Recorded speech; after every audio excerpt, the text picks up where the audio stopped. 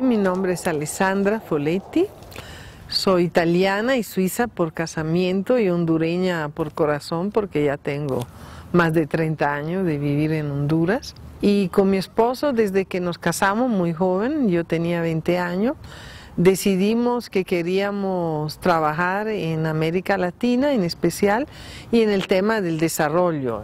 En Europa los jóvenes pues querían cambiar el mundo, querían hacer algo diferente y para nosotros esa diferencia era ir a trabajar en un país en desarrollo y contribuir al desarrollo de la gente.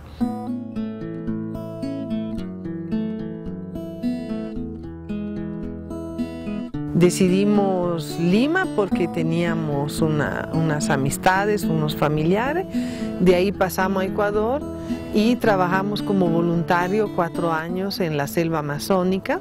Tuvimos la oportunidad de apoyar el inicio de una federación indígena, de indígenas quichua, y fue en ese momento que yo empecé a trabajar con las mujeres. Muchas de las mujeres indígenas eran artesanas, eran alfareras. En la Amazonía del Ecuador y de Perú y de Brasil también se produce una alfarería realmente magnífica, que no es muy conocida, pero de gran valor decorativo y por supuesto de gran valor cultural. Y así nació mi primer proyecto, digamos, cultural, donde cada vez que nos reuníamos con las mujeres, ellas pintaban los temas de la reunión, del taller. Decidimos que ese era nuestro camino, que era el trabajo que nos gustaba hacer, y entonces regresamos a Suiza, ya buscando un trabajo pues remunerado, que tuviera pues también la posibilidad para nosotros de formar una familia. Y ahí fue que mi esposo fue contratado por la Cooperación Suiza y el destino era Huascorán, Honduras, que no sabíamos ni dónde estaba Huascorán ni tampoco dónde estaba Honduras.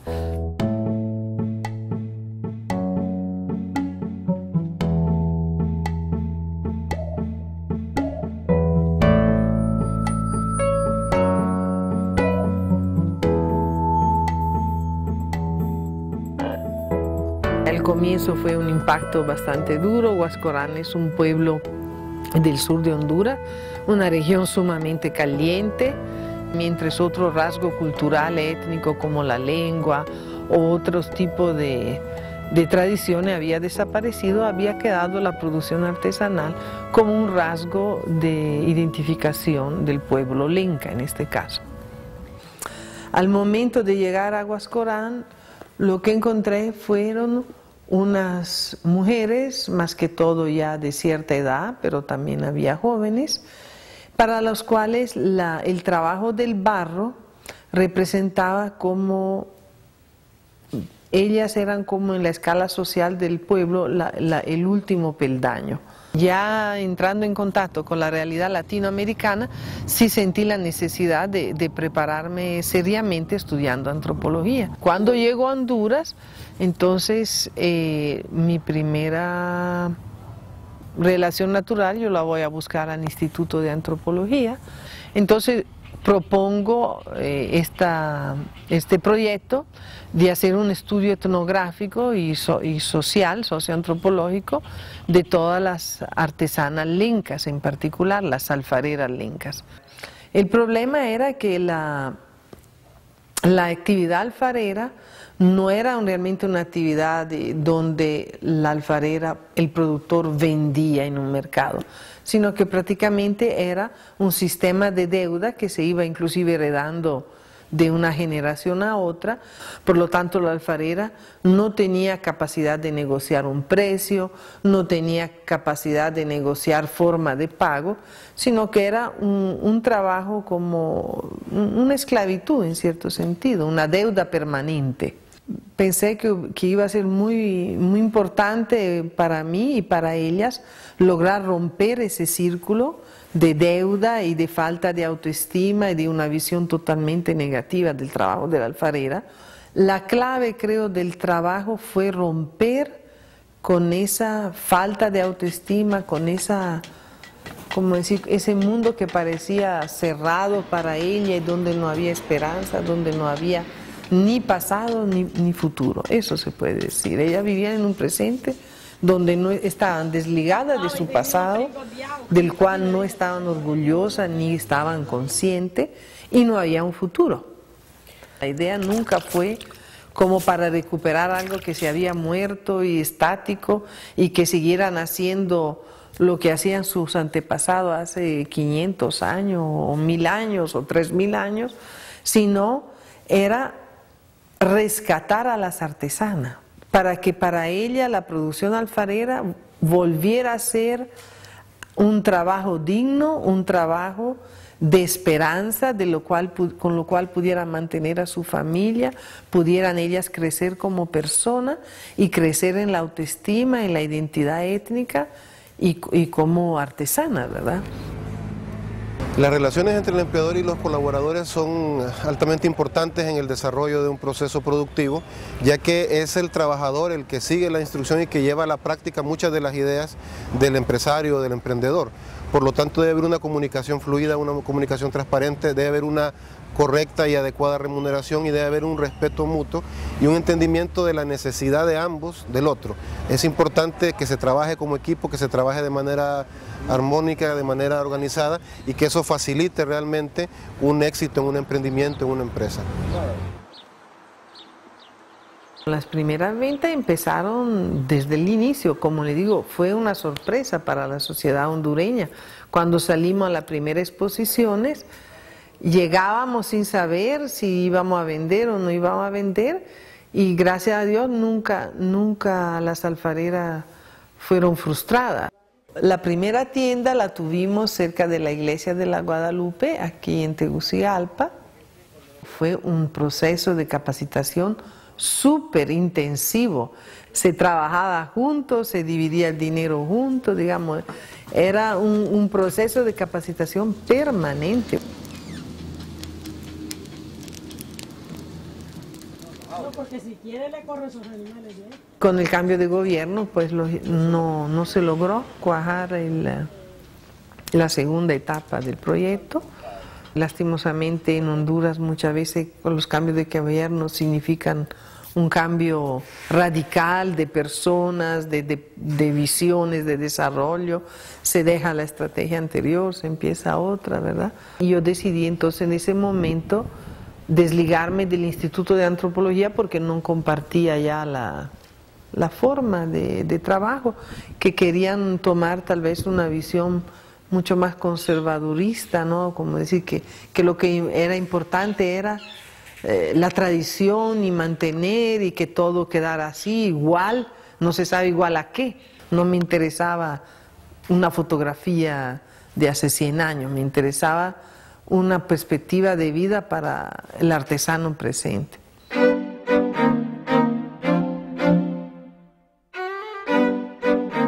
El artesano, muchas veces el productor artesanal, necesita articular con alguien que pueda manejar la parte comercial, la parte que pueda exportar, que hable inglés, que pueda manejar elementos que a pesar de todo el crecimiento que él pueda tener como artesano, es bien difícil, sobre todo de forma individual o un grupo pequeño que lo pueda hacer, digamos. Son elementos que se pueden manejar o en asociaciones de segundo piso, o en instituciones tipo Artesanía de Colombia, o la tercera modalidad es un empresario que sea el articulador, que sea el aliado estratégico para la parte comercial.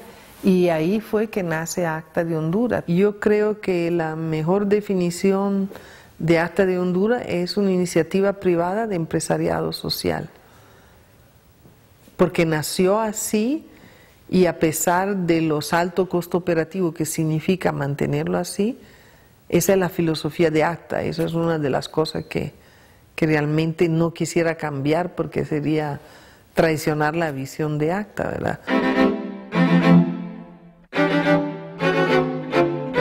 En 2004, 2005, y que empezamos a exportar, digamos, una fiesta donde toda la comunidad estaba empacando, aprendiendo a empacar y llenar los contenedores. Eso, 2004, 2005, 2006, hasta 2007 fueron años muy buenos. En el año 2006 ganamos el premio presidencial como exportadores para la categoría de innovación, que eso ha sido realmente, digamos, muy emblemático de ACTA, el trabajo de desarrollo de producto y de innovación constante. A partir de 2007 sí hemos sufrido la crisis. La crisis significa otra vez cambiar de estrategia, reinventarse ACTA y reinventar el trabajo con las artesanas. Tuvimos que dejar de pensar en las grandes vasijas, en los contenedores de 20 y 40 pies, y tuvimos que volver a un tipo de cliente que tal vez está interesado en 20 cajas, 30 cajas, entonces es otro tipo de cliente y también tiene que ser otro producto. Entonces fuimos achicando las dimensiones de los productos hasta llegar a los elementos que dieron la idea a lo que es la joyería Lenca. La joyería tiene la ventaja que usted la puede mandar a toda parte del mundo con una logística mucho más sencilla y el costo, con respecto al costo de transporte, es más favorable, así que ahorita estamos exportando la mayor parte de joyería. De ahí también incorporamos el papel artesanal, buscamos hacer productos combinados de mayor valor agregado. Buscamos ir más hacia los compradores de galerías de arte. Digamos, intentamos varias estrategias, ¿verdad? La diversificación que puede haber en un negocio, si estamos hablando aquí de asuntos económicos, depende del entorno, de las oportunidades que pueda haber, de los recursos que uno pueda tener y contra quién va a ir a competir. Yo creo que a medida que van creciendo las economías, nos vamos enfocando un poquito más y vamos diversificándonos menos para poder dedicar toda la iniciativa que uno pueda tener, todo el esfuerzo que pueda tener a aquello que representa su actividad principal.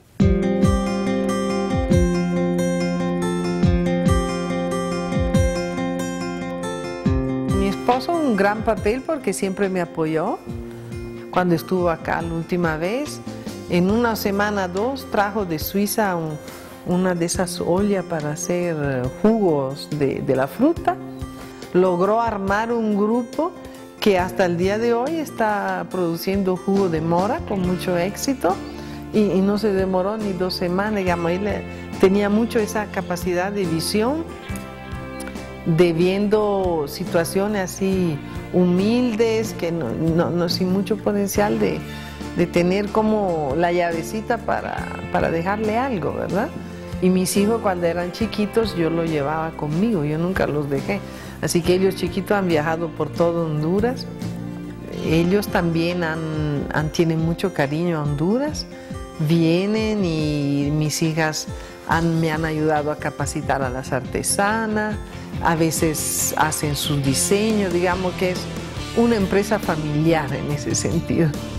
ACTA de Honduras me ha dado muchas satisfacciones. Primero, la satisfacción personal de haber recorrido este camino de empresaria sin haberlo pensado antes y habiéndome como preparado, aprendiendo en la marcha, que eso no, digamos, no está dicho. No es fácil ser empresario. Me ha dado la satisfacción muy grande de generar trabajo, ingreso para muchas familias, de ver una gran diferencia, y eso es otra cosa que yo creo que es una gran bendición, poder ver que uno logra generar trabajo. Y me ha dado una gran satisfacción personal porque a través de ACTA yo puedo revisitar las culturas, los grupos étnicos, sus patrimonios y volverlo a inventar, volverlo a darle vida. Y eso es una cosa que me emociona muchísimo.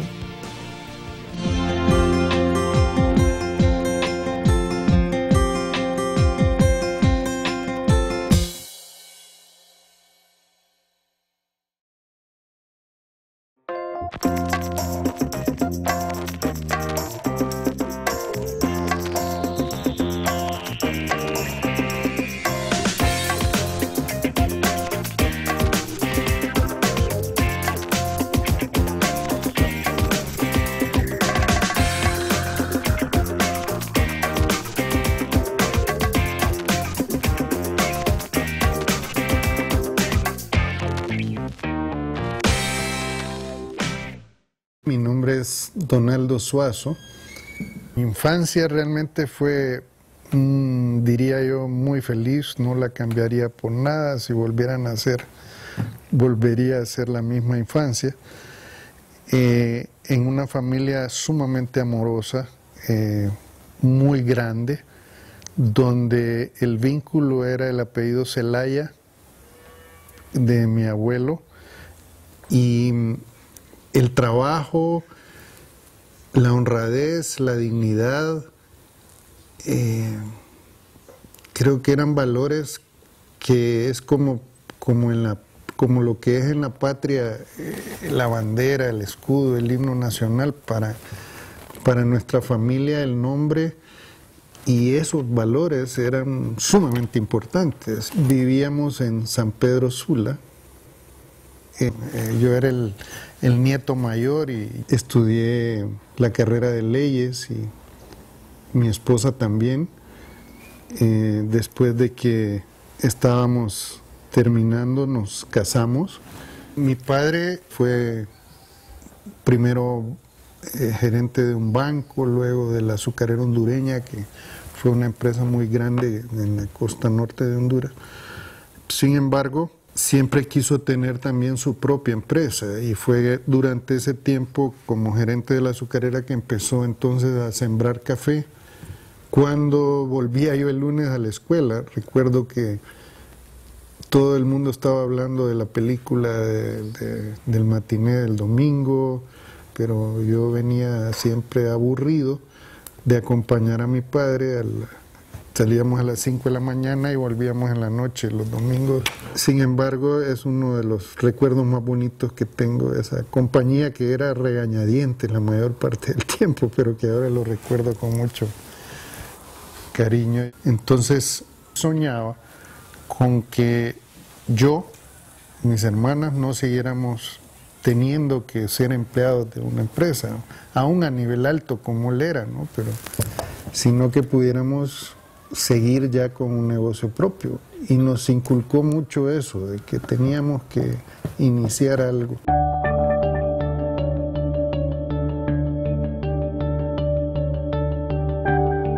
En los años 70, mi padre inicia un proyecto, en su momento tal vez el más grande de Honduras, la siembra de 100 manzanas de café. Eso es equivalente como a 40 hectáreas. Entonces mi padre me dijo, bueno, está bien, yo apoyo tu decisión de ser abogado y puedo más bien presentarte a algunos abogados, o me acompañas al nuevo negocio que estamos iniciando de exportación de café, para lo cual efectivamente necesitaba a alguien de confianza, aunque no necesariamente de experiencia.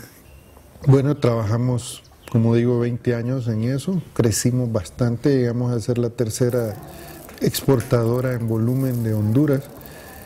Teníamos oficinas de compras de café en todo el país y exportábamos a todo el mundo. Cuando empezamos a enviar nuestro primer contenedor, se puede decir, de café a Estados Unidos, y teníamos nuestra primera maquinaria, fue una emoción indescriptible, porque realmente lo que habíamos siempre soñado de tener nuestro propio negocio se había hecho realidad. Era como el inicio de concretar un sueño.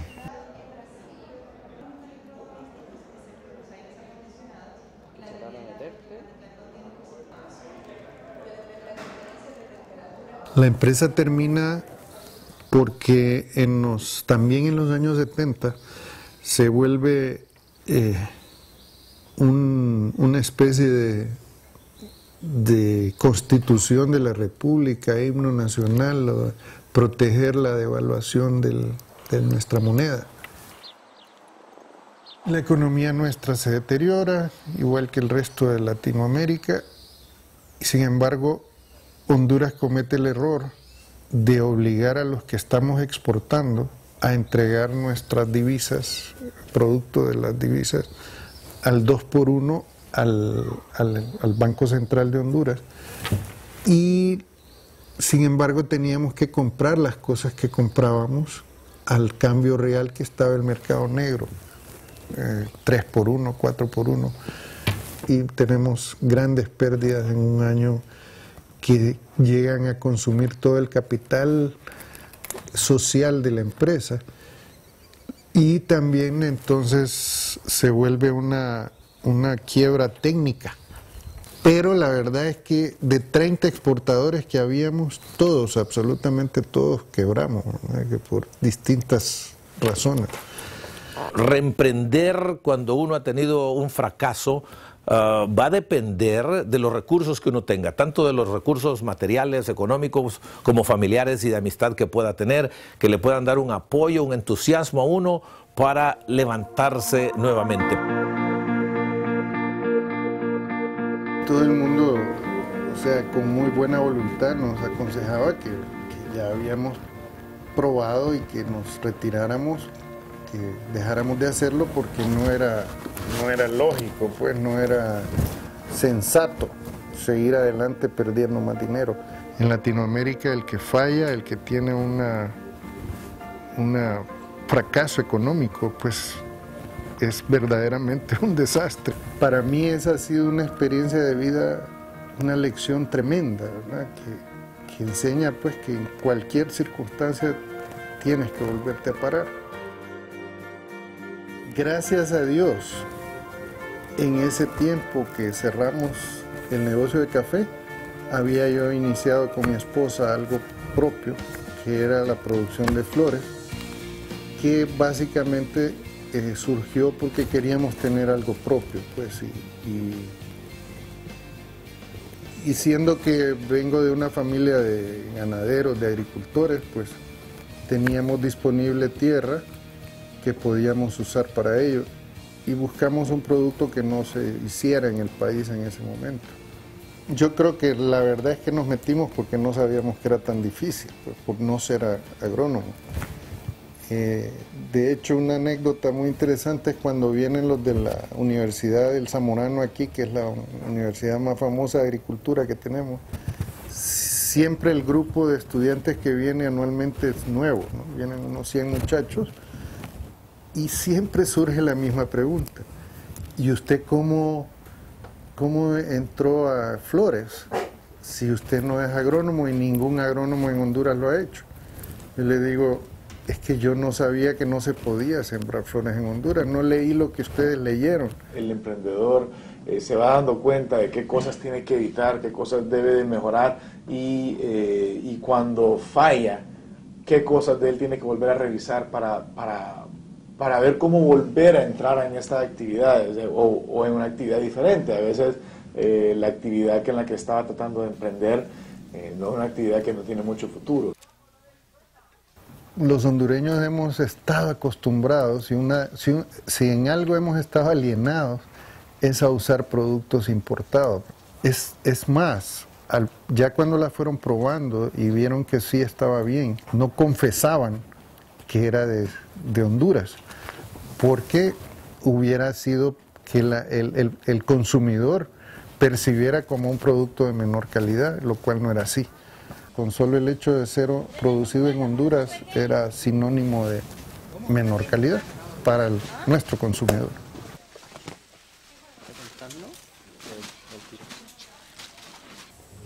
El cambio fue drástico. Yo estaba acostumbrado nosotros exportábamos alrededor de 20, 30 millones de dólares, lo cual era algo muy apreciado en Honduras.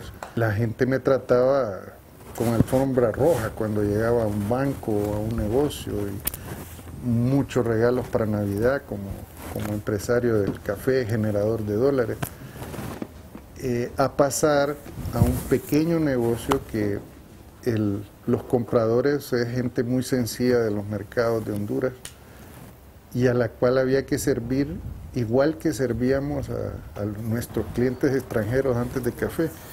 Fue simpático al inicio y embarazoso, se puede decir, cuando yo llegué con mi carga de flores al mercado Juanito, donde se concentra la mayoría de vendedores de flores, y entonces me quedo esperando que ellos bajaran y nadie movía un dedo, ¿no? Y entonces comprendí que la costumbre era que el que lleva las flores también las reparte y se las deja a cada uno. Entonces empecé yo a descargar el carro y bueno, por ahí pasaba toda la gente de la sociedad de San Pedro que me conocía y me estaban viendo haciendo ese tipo de trabajo que pues no estaba yo acostumbrado ni la gente acostumbrada a verme haciendo. Entonces iba un día pasando por una tienda muy grande de un señor árabe en San Pedro y de repente veo al señor barriendo la acera frente a su negocio, un viejito, y que yo sabía que era el dueño de ese gran almacén. Y entonces inmediatamente pienso, óigame, si que verdaderamente es un millonario, agarra la escoba y barre el frente de su negocio sin pena, y todo el mundo lo mira ahí, orgulloso está entonces de hacerlo, y yo tengo que estar orgulloso de hacer lo mío. Por ejemplo, a mis hijos les pasó algo similar. Cuando a la escuela los iban a dejar en el carrito de donde repartíamos las flores, que estaba un poco deteriorado, y estaban en la escuela internacional, que es una de las escuelas donde está la gente más pudiente de la ciudad, se puede decir la élite, ¿no? Y ellos iban todos apretados en aquel carrito, en la parte de enfrente con el motorista, y les daba pena también. Y entonces mi comentario fue transmitirle eso que había visto con ese señor y decirle, miren, aquí hay un montón de niños que los vienen a dejar en otro carro, que son carros muy bonitos, pero de repente son de la empresa donde trabaja el papá, no son de ellos. Ese donde ustedes los vienen a dejar es de su negocio, y ustedes tienen que estar orgullosos de tener un negocio propio.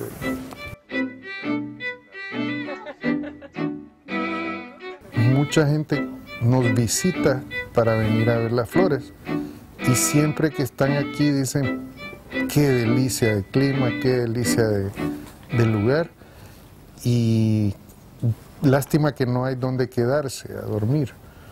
Entonces ahí fue que empezamos a pensar en hacer unas cabañitas en la misma zona donde teníamos las flores, pero surgió que además tenía yo un terreno en el centro de San Pedro Sula, y por todos lados oíamos que no había suficientes habitaciones en la ciudad para atender a la demanda. Entonces, antes de probar hacer aquí un hotel que había que convencer a la gente que viniera a conocerlo, decidimos abrir e introducirnos en turismo en algo que fuera más fácil relativamente en cuanto a mercadeo, o en cuanto a ventas, que era donde había necesidad real de él, y donde era también menor posiblemente la inversión, porque era de transformar una casa que ya existía en un hotel, y así hicimos. La diversificación en el emprendimiento significa separar, bajarle el riesgo a la inversión que uno está haciendo, bajarle el riesgo en esas áreas donde uno puede reducir a que si le va mal en un área puede mejorarla en otra y no perderlo todo. El problema es cuando un emprendedor pone todo en un solo proyecto, y ese proyecto, si le va bien o le va mal, ahí está el hecho de salir o no salir adelante con ese proyecto. Fue un verdadero éxito, llegó a llenar una necesidad en el año 2007 en la ciudad. Lo que quisimos hacer fue un hotel como nosotros nos hubiera gustado hospedarnos en, que tuviera como característica principal una habitación excelente, y además dirigido a los ejecutivos que pues vienen a dormir nada más, pero pasan en un ambiente relajado.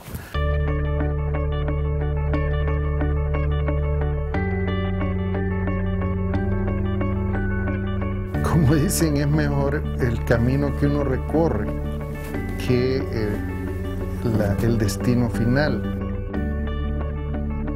creo que de las únicas cosas que tengo buenas es precisamente poder imaginarme cosas y echarlas a andar, juntar gente para que me ayude a hacerlo. Tal vez no soy tan bueno en algo, pero sí siempre estoy dándole, martillando hasta que logro lo que estoy tratando de hacer, ¿no? Y me motiva entonces el gusto de crear cosas. Sí se puede. Sí se puede, esa me gusta mucho, porque define una actitud de tratar de probar y de lograr las cosas, y la mayoría de veces sí se puede. Sí se puede.